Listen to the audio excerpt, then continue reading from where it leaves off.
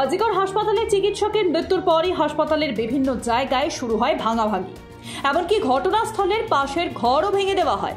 হাসপাতাল কর্তৃপক্ষের যুক্তি ছিল পরিকাঠামো উন্নয়নের জন্যই ভাঙাভাঙি করা হয়, যদিও এতে সিঁদুরে মেঘ দেখছে জাতীয় মহিলা কমিশন।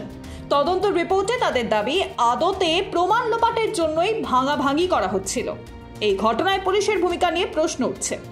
ঘটনাস্থল কেন আগে পুলিশের তরফে সিল করা হলো না? এমনকি আজিকর হাসপাতালের প্রাক্তন প্রিন্সিপালের ভূমিকা নিয়েও তদন্ত রিপোর্টে প্রশ্ন তুলেছে কমিশন।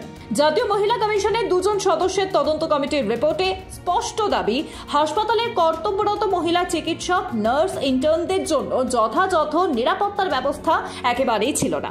এমনকি ন্যূনতম পরিকাঠামোর ব্যবস্থাও ছিল না বলেও তদন্ত রিপোর্টে উল্লেখ করা হয়।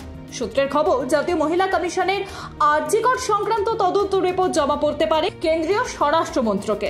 এরই মধ্যে আজিকর কাণ্ডের তদন্তে সিকিউরিটি সুপারভাইজার সহ 10 জনকে তলব করেছে সিবিআই। এদিকে শুক্রবারই জিজ্ঞাসাবাদের জন্য হাসপাতালের প্রাক্তন অধ্যক্ষ সন্দীপ ঘোষকে তুলে নিয়ে যায় কেন্দ্রীয় তদন্তকারী সংস্থা। তাকে ম্যারাথন জিজ্ঞাসাবাদ করা হচ্ছে বলে সূত্রের খবর। আর এবার নিরাপত্তার দায়িত্বে থাকা 10 জনকে তলবের ঘটনায় বাড়ছে চাপানুতো। ঘটনার দিন রাতে কোন কোন রক্ষী কর্মরত ছিলেন, কার কোন ফ্লোরে ডিউটি ছিল তা জানতে ডিউটি রোস্টার নিয়ে সুপারভাইজারকে তলব করেছে সিবিআই। যে 2 অস্থায়ী নিরাপত্তা রক্ষীকে আগেই হাসপাতালের তরফে সাসপেন্ড করা হয়েছিল, তাদেরকেও ডেকে পাঠানো হয়েছে বলে সূত্রের খবর।